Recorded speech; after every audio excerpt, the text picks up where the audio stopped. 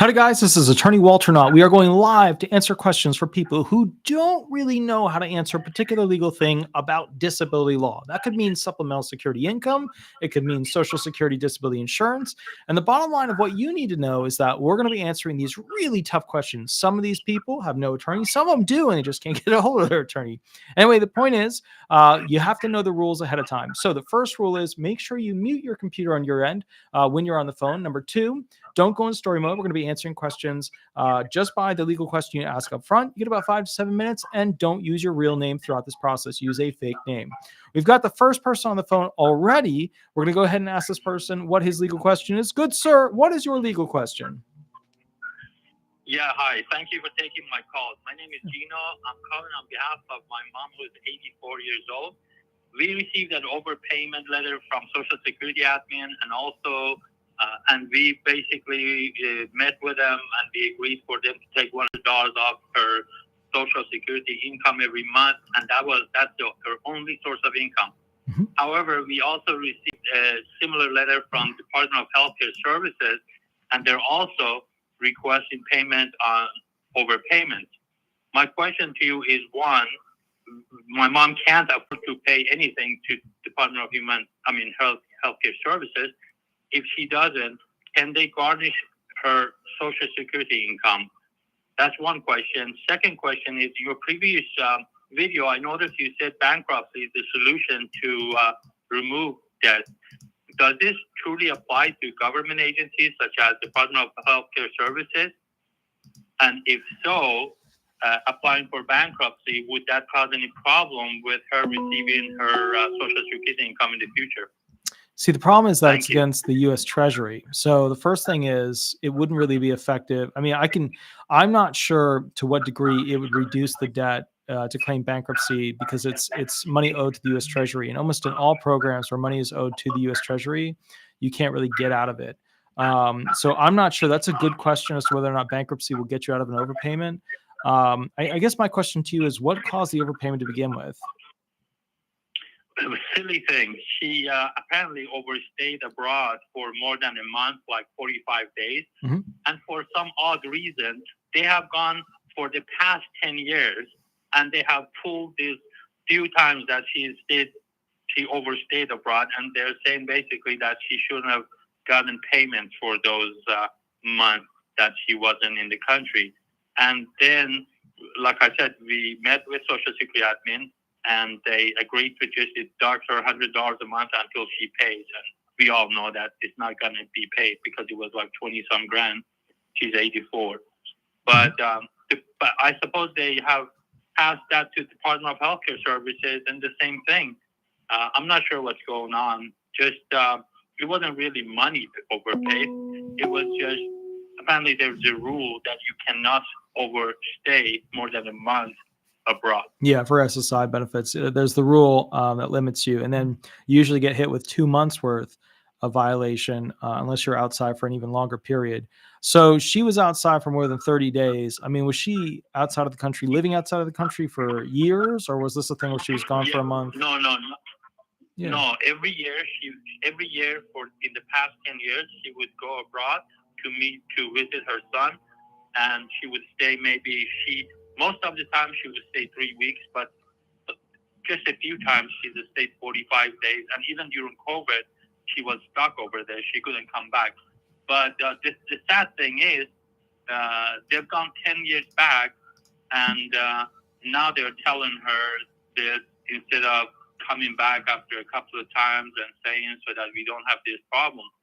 So, and the whole debt, they've come up with is like $22,000 or something like that. Wow. Like I said, Social Security admin worked with us. They're deducting $100 a month from her check, which is not much.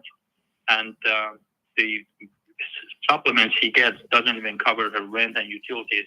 But in any case, can they garnish my mom's Social Security check if we don't pay the department? Yeah, I mean, they can take a partial amount for sure. But all right, so here's what I would say. Yeah, attorneys don't really do overpayment claims anymore because we just lose money every time we touch them. We do all this work and then lose money. But point is this, send me some of the details on it to the law firm's email.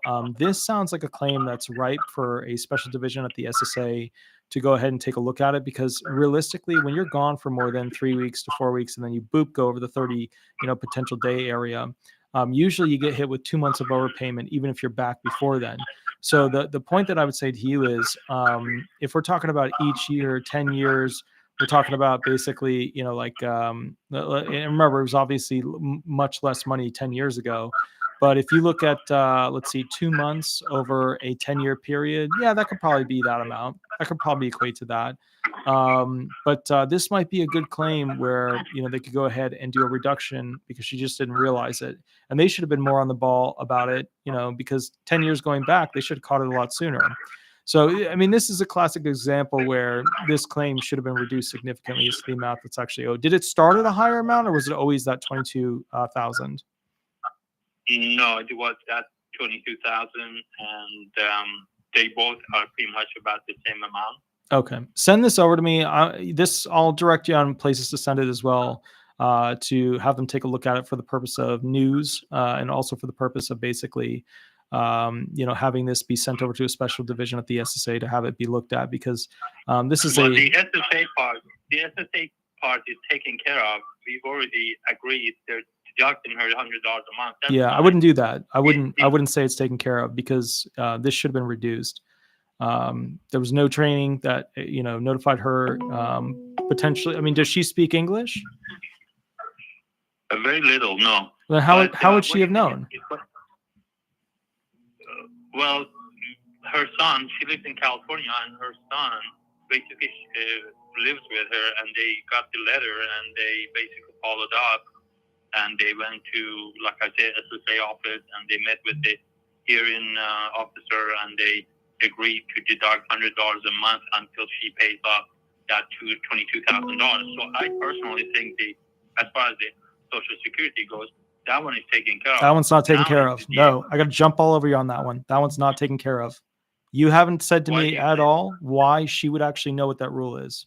Can you tell me, somebody who doesn't properly speak English, how she would know the rule about how long she can stay in this country versus leave? Well, she doesn't. We found out after we received this letter, and we met with Social Security admin, and they explained to us that you cannot, when you're on the supplement, you cannot stay out of the country for a month or longer, and you have to let us know every time you go so that we can cut your pay until you come back. Do you think it's ethical that they don't have a booklet in her language explaining that rule, and that she was hit with this rule and now owes $22,000? Well, what I don't really like about the whole thing is that she's old and they're picking on her. But then again, she's getting a free supplement, so I can't complain too much. So I can't. If it was me, since I'm putting into Social Security, I would complain. But as far as on my mom behalf, I think she should be just grateful that they're giving her something. So no, it's not right, because she wouldn't know. But then again, I personally think that they should be a little more easy on elderly. Well, whether she's old or not, my question is, because remember, an old person could know the rule, a young person could know the rule.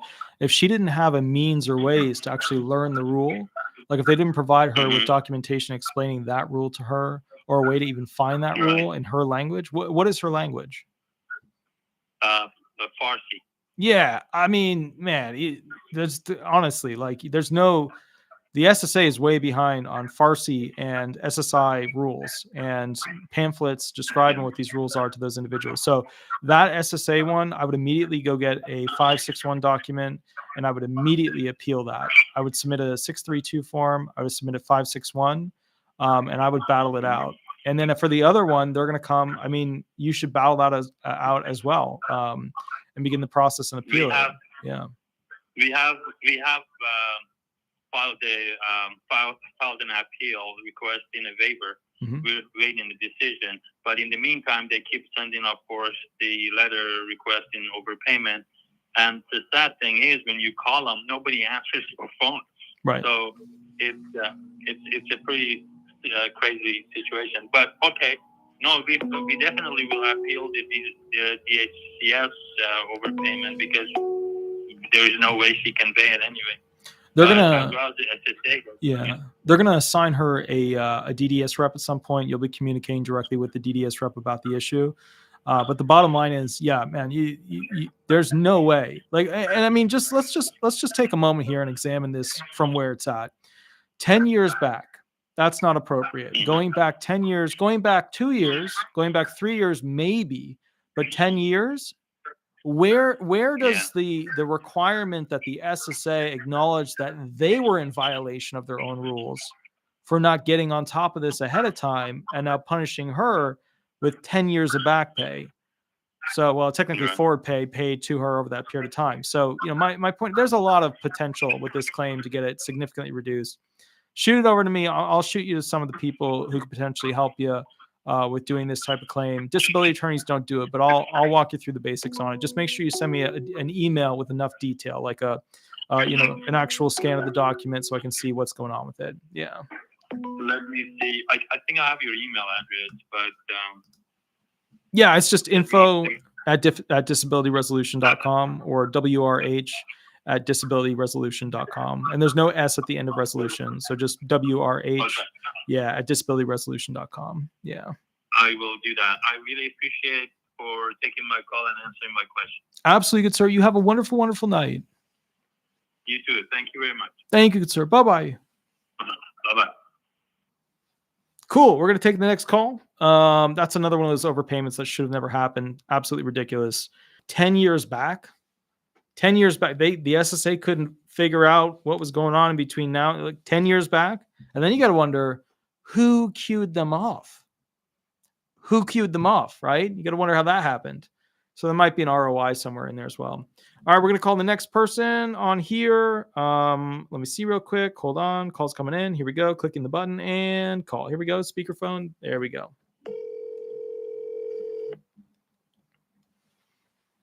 Hello. Hi, this is Attorney Walter Hnot, Disability Resolution PA. We are live. Remember to use a fake name throughout this process. What is your legal question that I can help you with? Okay. Hi, Walter. You can just call me. I don't know. My dog's name's Sassy. There you go. Basically, I went to a, what is it called? I'm sorry. I forget words every now and again. Let's see. Psychologist from SSDI. Okay. And it was an amazing experience on the good side. Okay. She was amazing. Anyway, I feel like that her report will be a positive thing for my case. And I'm scheduled for, to see an internal medicine doctor for more x-rays and some type of a physical, whatever. And even though they have, MRIs and just all kinds of medical information, and it's all current. I'm one of those people that, my doctor doesn't want to see anymore because they see me so much. But not really. That was meant to be a joke, but my jokes are never funny anyway. So basically, I guess my question to you is, I've been waiting for almost 2 years, and I was wondering, is there any cases that you can think of? And by the way, this is for my first, I haven't been denied or approved once, right? So Initial I'm just level. in that first process.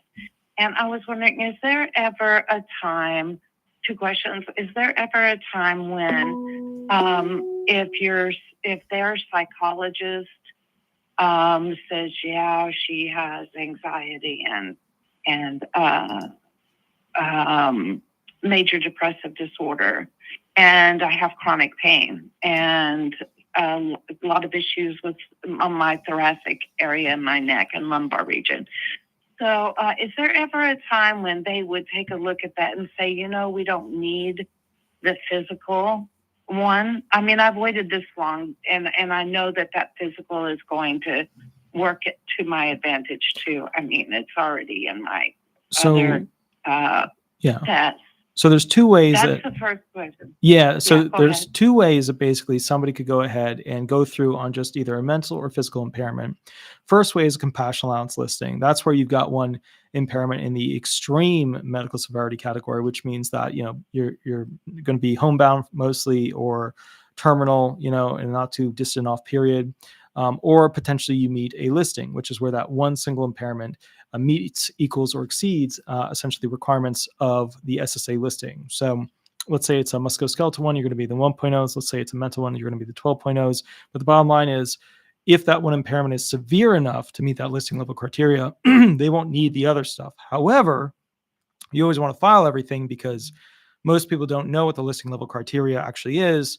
And those who have, you know, a compassion allowance listing, they're not usually enough, you know, together mentally to go ahead and know the statute, know what the rules are, know what the regulations and requirements are, to even know that they're a CAL. So bottom line is yes, but you want them to have absolutely everything they can for each impairment, because if you can't go into the very, very, very extreme compassion allowance listing requirements, or the very, very, very severe Social Security Element 3 listing level requirements, where you meet, equal, or exceed one of those listings, then your next best shot is potential grid out or vocational allowance, which is where, you know, for a vocational allowance, all of your impairments are combined and considered as to whether or not you can do any full-time job in the national economy. So you always want to include them anyways. Yeah. Okay, so I will benefit from that secondary exam. I mean, he's not going to be able to say anything, but yeah, you know, she's got these issues. I mean, my fingers are crooked, et cetera, et cetera. So I guess my second question is, let's say that both of your doctors that they send you to are in agreement that you could be considered by them to be disabled. How much weight does the Social Security Disability Administrator give to their own doctors? I read online that they could still, not give you the disability. And I just wanted to get to you, the internet's a wonderful place, but, let's face it, 50% are for and 50% are against. So it's hard to really know. So basically, the SSA changed the rules in 2017 based off Commissioner Saul's to the evidence requirements, which means that the SSA CEME, Consultative Examination Medical Expert, can have near equivalent weight to doctors that you've been seeing for a while. And so the bottom line is that that CE doctor, if they come out a bit negative towards you, they can potentially use that to deny you benefits for whatever the impairment actually is. Which is why you want as many specialists on your end to basically knock out that potential CEME specialist. But remember, at the end of the day, it sounds like that CE went really well, especially for the mental. And only the mental CEs have ever seen somebody be like, wow, it went really well. I was in there for an hour. We talked about a bunch of stuff. Remember, you want to see the report before you pass judgment on how you actually think it went, because that report could be very different than your experience while you're meeting in person with the person. Yeah, it was 4 hours. You were in a room for 4 hours? I've never heard of that. I've never heard of a doctor spending 4 hours for potentially $300 with one claimant. That's never happened. Yeah. So, that's very surprising. Between 3.5 and 4 hours. Was this person new? Because sometimes, the new psychiatrists, psychologists, were they new to the SSA is what I'm really getting at, because sometimes the new ones will spend a lot of time with people up front, so they keep getting that SSA business. But to be fair, that's very, very surprising. I mean, if you can, contact your DDS rep and ask them to send you a copy of the CEME for the mental examination that you went through. But that's really what's going to dictate to you essentially where you're at on the scale of likely being found disabled. So. Okay, well, I will tell you, of the psychologists, I don't think they were new. They were talking me off the ledge, the real ledge. Sure. And I really think that that's why that went so long. Gotcha. Because it was kind of almost an emergency situation there. Gotcha. Okay, and then but if both of the doctors from them, I'm sorry, I have trouble trying to get my words out. My head thinks better than my words can express. But if they're both positive, and you've got all of the medical evidence, positive meaning good for me. It's not positive to be in horrible pain every day or, Gotcha. suffer from major mental health, but positive for my case. And I have all of my other, from my own doctors and everything. My chances are pretty good, would you say? Yeah, Or I would can say so. the- Yeah, can the- absolutely. So long as you meet the Oh, severity okay. requirements, you know what I mean? As long as you meet those. A lot of people, think they're really, really bad and then it just comes out as moderate. But, so long as you meet the severity requirements, then that is a good thing. But I tell you what, let me get to the next caller. I will catch you a little bit later. Thank you. Yeah, you have a wonderful, wonderful night, okay? Okay, sorry it took so much time. Thank you. No worries. Thank you so much. Bye-bye. Bye-bye. Okay, guys, so we're going to move to the next car real quick and keep things rolling. Let's see what we got here. Let's see real quick.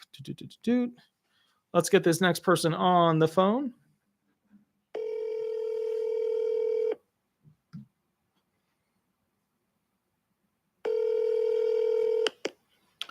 Hello? Hi, this is Attorney Walter Hnot. We are live on YouTube right now.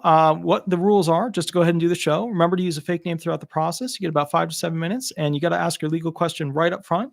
What is your legal question?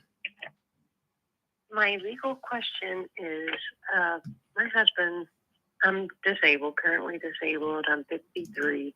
Okay. My husband passed away in 93. Okay. We had a son. Okay. And I believe he was disabled or workers' comp disabled. So Okay. my son and I received a percentage of it. Okay. And now I'm wondering, because I became really confused when I tried to read about it, if I'm eligible for his disability, because I've never remarried. So, like surviving spousal Versus my benefits? son. Yeah, surviving spousal benefits you can potentially tap into for you, for the son, since the father has, passed away. Well, how old is the son now? He's 33. So potentially you Or could 34. try and tap back into disabled adult child benefits, so long as you can prove the child was disabled between 18 and 22. And if you can do that, that child can tap into the father's Title II benefits. So really for you, it's surviving spouse benefits, and then for him, the child, that would be essentially disabled adult child benefits. Okay.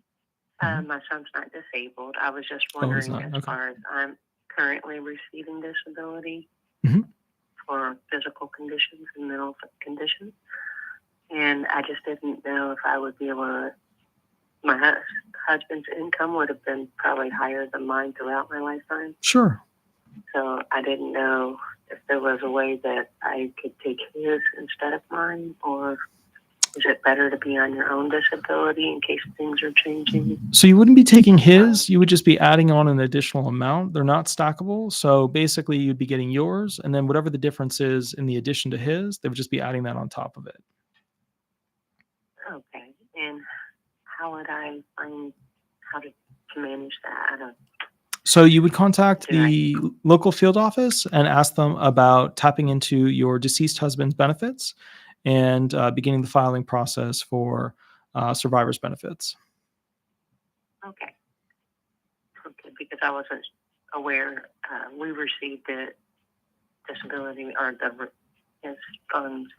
My son was 19 in a month, and he was 16 when I stopped receiving the benefits then, but I have since become disabled. So I was just very curious and didn't know how. I tried to reach out to the office once, not your office, Mhm. SSA, Sure. and they said, no, you're not eligible. And just, Well, how old are you currently? I am currently 53. So, I mean, you should be able to, the potential of the My 50. husband passed in 93. Um, so what I would do is figure out which elements they're saying that you don't meet, and then you can always kind of call me back and catch up with me. But remember, I don't have your file in front of me, so I can't do a scan of the whole thing. But go ahead, give them a call back, find out what element you don't meet, and then we can always kind of go from there. Great. Thank you so much for taking the time. Absolutely. You have a wonderful, wonderful night. You too. Thank you. Thank you. Bye-bye. Take care. Bye-bye. Bye-bye. Okay, we just missed a call. I'm going to go ahead and call that person back real quick. Let me see if we can get this person on the phone. Let's see. Come on. Come on. Load. It's not loading. Hold on. I guess it's not going to load. Let's see what we got here. I know it's super late, so it's like, oh, Tracy Wright. Thank you for that. Thank you for the $9.99 donation. That's absolutely awesome. Absolutely awesome. That's super amazing. Tracy, for the win with the $9.99 donation, which is absolutely amazing. As for Walter Scott, thank you for the $5 donation. That was right in the beginning, which is very, very cool. We're going to take this next call real quick. Here we go. We are going on to speaker mode. Hi, this is Attorney Walter Hnot. We are live on YouTube. Remember to use a fake name throughout this process. You get about 5 to 7 minutes to ask a question. And remember to use a fake name and ask that question, that legal question, right up front. So what is your legal question? Go ahead. Legal question is, if I die before the determination of my disability and back pay, if I don't have anything in place, who receives the money? Sure. So if you were only going to be getting SSI benefits, nobody gets anything. If you were going to get SSDI benefits, yeah, I gotcha. If I gotcha. If you were going to get SSDI benefits, then they would be able to access the back pay months. Once you were basically found disabled. Okay, who would receive them? Yep, I gotcha. So basically, that would be any person that you set up to have continue your claim on your behalf. And I'm a veteran, and I haven't completed that yet. So I don't have any children. I am just alone. So if at that point, if between the time they make the determination and I am deceased, who receives it legally? So what you're really asking is, can the SSA, basically not allowed to go to a potential family member? Like the attorney could collect, but could they restrict it in some way from not going to a family member? I'd have to look that up. But you're saying you're alone, so I get that. Yeah. The attorney's going to get what he's going to get, but right. Whatever is remaining, who gets that? Well, no, the real question is, can they stop it somehow from that person getting it? This is legal. That's why I never called in before. Yeah. Send me an email with that. I'd have to look at what procedures they can use in the Palms, the Halics, things like that to restrict those funds being paid to some other individual, because, the suit can occur and then basically the attorney can collect and, the funds will be available. But what you're really asking me is, what tools can they use to restrict a person that's been pre-selected to receive your benefits if you pass away? Exactly. Yeah. Shoot me an email with that. I'll do a video on it, but that is a good question. All righty. No problem. I appreciate it. Thank you. You got it, good sir. Have a wonderful night. Thank you so much. Bye-bye. Okay, let's go to the next one real quick. Here we go. And click, and speakerphone. Oh, no, hold on. There we go. And we are on speakerphone. This is good. Hello? Hi, this is Attorney Walter Hnot. We are live on YouTube. Remember to use a fake name throughout this process. You get about 5 to 7 minutes to go ahead and ask a question. What is your legal question? Okay. Hi, my name is Linda, and my legal question is, I'm on SSI, retirement disability. When I was 62, at the age of 62, and the reason is because I'm diagnosed with lupus. And so now I'm going to turn 65 in February. So my question to you, do Social Security automatically put you on permanent disability, or is it regular Social Security and no longer Social Security disability? I don't know if I'm asking. Okay, so let me ask you this. What you're really asking is, so I think I know what's going on. When you turn 62, they put you partially on, did you get any retirement benefits, or was it just all old age? All right, so I guess that's, all right. So you're getting some retirement benefits right now, correct? Right, because they call it Social Security Retirement Disability. That's how the paperwork reads. Okay, so yes. Assuming that that's correct, what would happen is you would just continue on the current program, except at 65, your disability would transfer into SSI old age, and you would still receive that little boost on top for retirement. Oh, okay. Okay.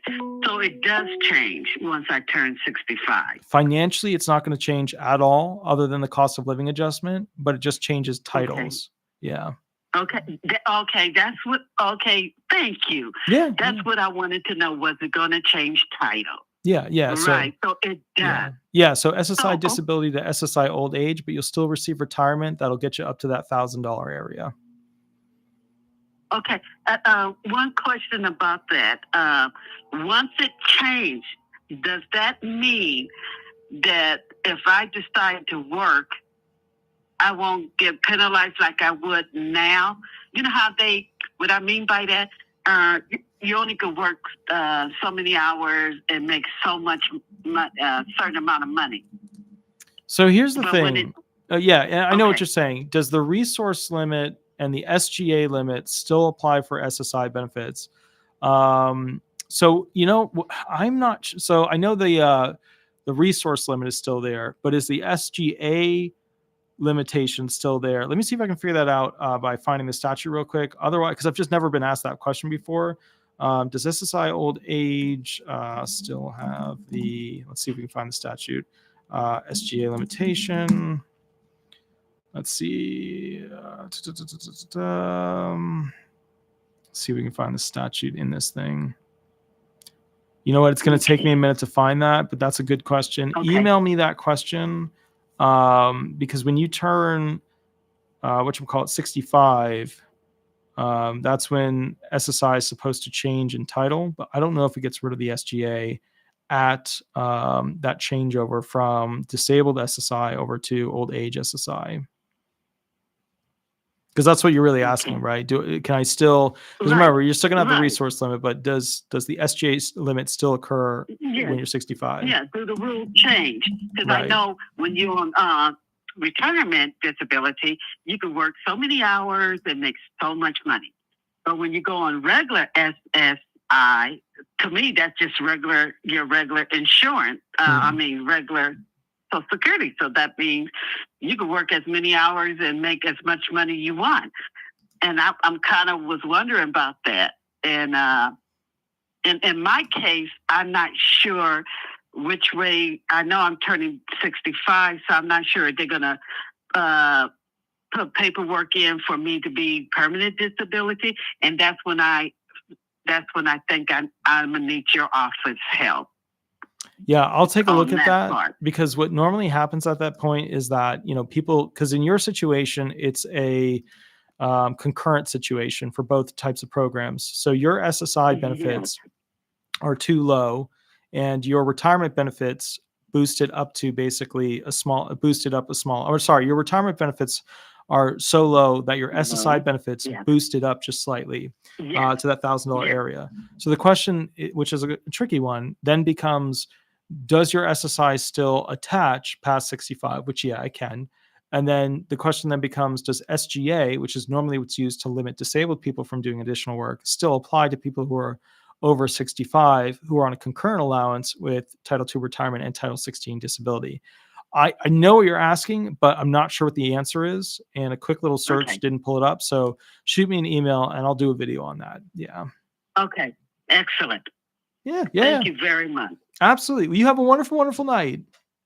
Thank you. Bye-bye. Thank you. Bye-bye. Okay, so we're going to do one more phone call. We're getting some good questions tonight, questions that I just haven't had ever. So that's good. Let's see what we got here. Next caller. Let's see what we got here. Speakerphone. Hi, this is Attorney Walter Hnot. We are live on YouTube. Remember to use a fake name throughout this process. You get about 5 to 7 minutes to ask a legal question. What is your legal question? Go ahead. And they clicked the wrong button. Let's see if we can get one more caller in. Let's see what we got. There's a bunch of people who called. I want to see who calls in next just to make it fair because it's like the last call. It's like whoever wants to call in, it's the last call. 27. There you go. There we go. Here's the next one. Hi, this is Attorney Walter Hnot. We are live on YouTube. Remember to mute the computer on your end or the TV on your end. You get to ask your legal question, but use a fake name throughout the process. What is your legal question?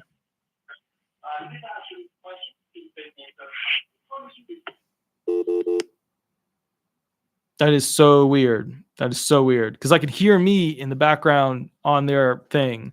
So here's the deal. We're going to go ahead and see. Okay, here we go. Next one. Cool. Speaker. Hi, this is Attorney Walter Hnot. We are live on YouTube. Remember to use a fake name throughout this process. You get about 5 to 7 minutes to ask a question. What is your legal question?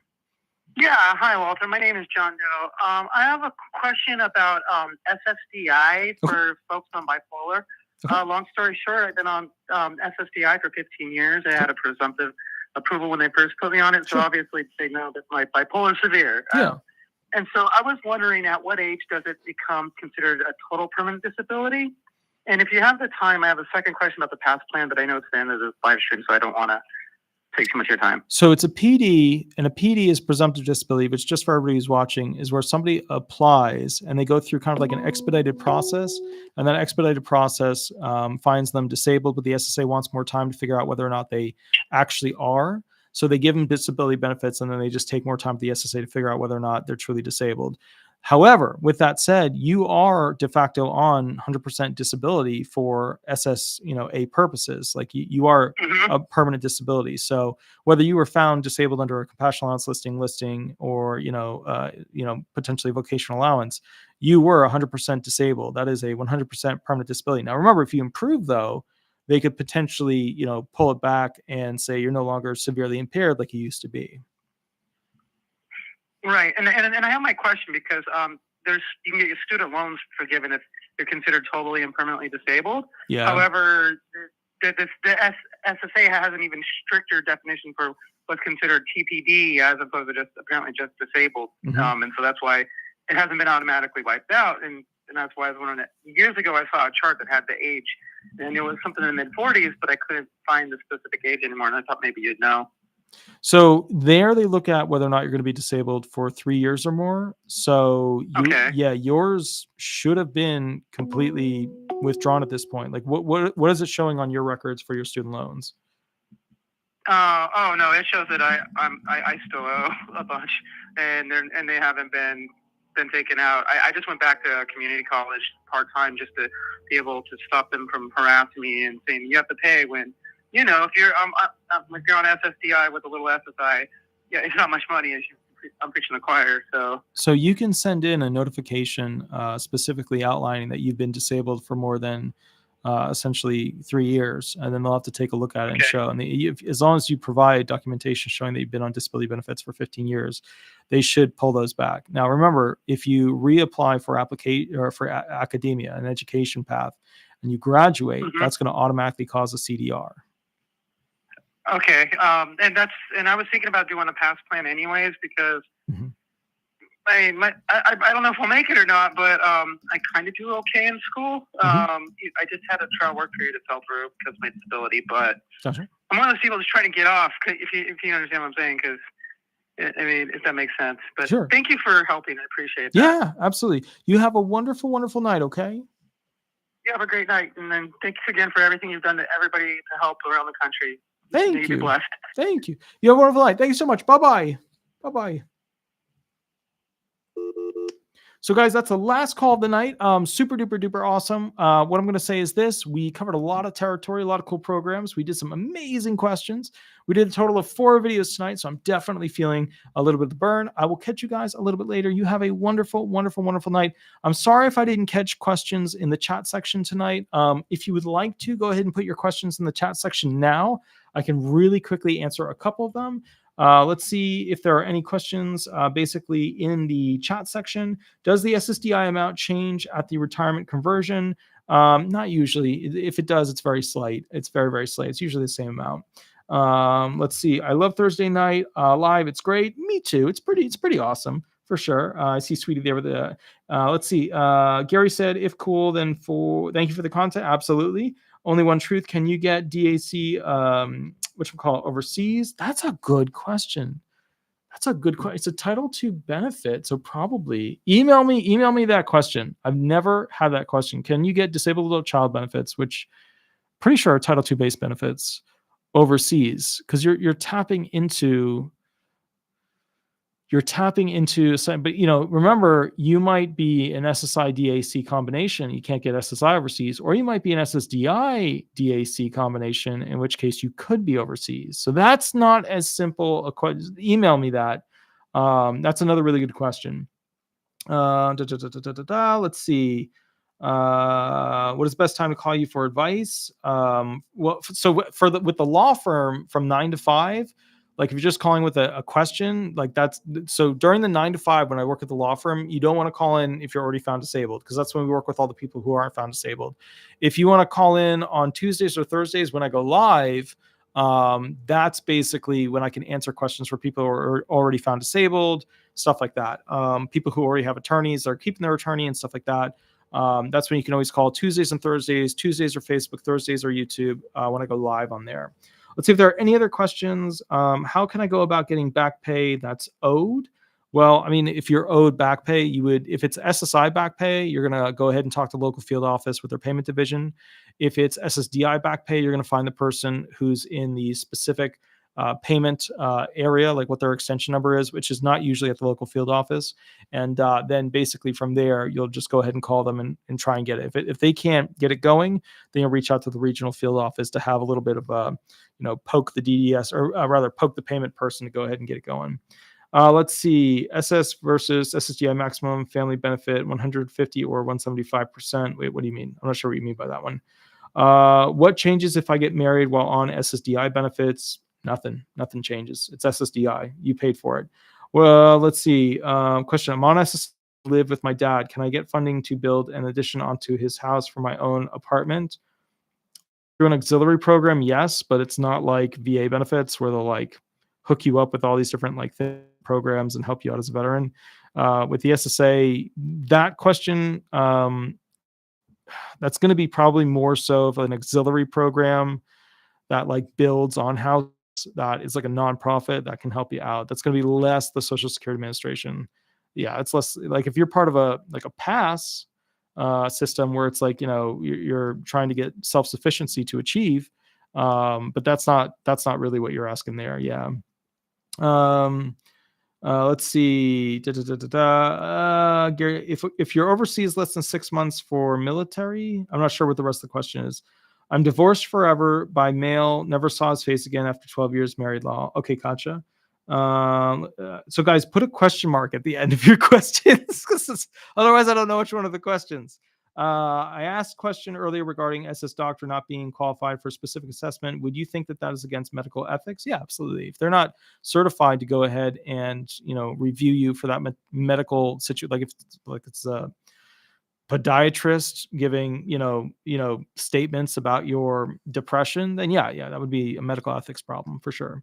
Let's see. Walter, SSA expert stated I can only work less than 4 hours on hypothetical questions. So how's that full-time employment? That wouldn't be full-time. Okay, so now, cameraman, here's the thing.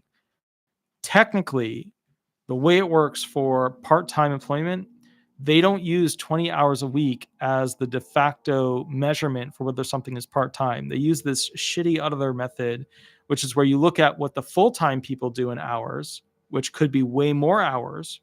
And then you basically look at with somebody who doesn't work that much compared to those guys, and you see if it makes sense, but it's still more than 20 hours. Then, it could be for part-time work, it could be 30 hours. It's just ridiculous math. So, it's not always based off of the 4 hours instead of an 8-hour day thing. So just realize there's a rule there about that.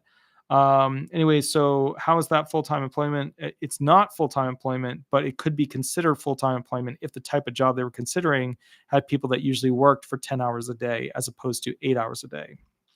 Yeah. Okay. Sorry. No, it would be reverse of that, because if it was only 4 hours, then you would need something less than 4 hours to essentially be full-time work. So if somebody only works 6 hours a day and that was full-time work, and 3 hours was considered to be part-time work, then 4 hours a day would be considered essentially full-time work. Yeah, there you go. It is late. Remember, it is 10:47 p.m. I still have to go to the post office after this. Okay, let me see if I can find some more question marks. I am getting tired.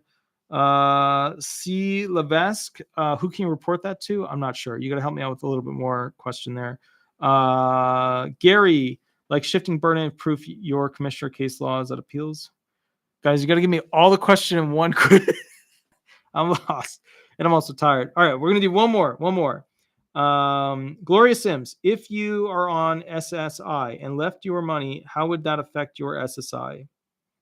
If you're on SSI and left your money, how would that affect your SSI? You left it where? Like, is it still on the Direct Express card?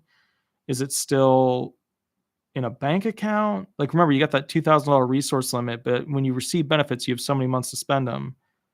So I'm not sure. Got to give me a little bit more detail. But anyways, guys, it is 10:48. I will catch you a little bit later. I have to go to USPS, and have a wonderful, wonderful, amazing night. Please remember to like and subscribe. Click that like button. A super thank you to those who donated. And basically, I just wanted to say, if you want to leave a review, go to Google and type in disability resolution. And then from there, you can type in Disability Resolution Florida, Disability Resolution Law Firm. And if you want to leave a review, we super appreciate that.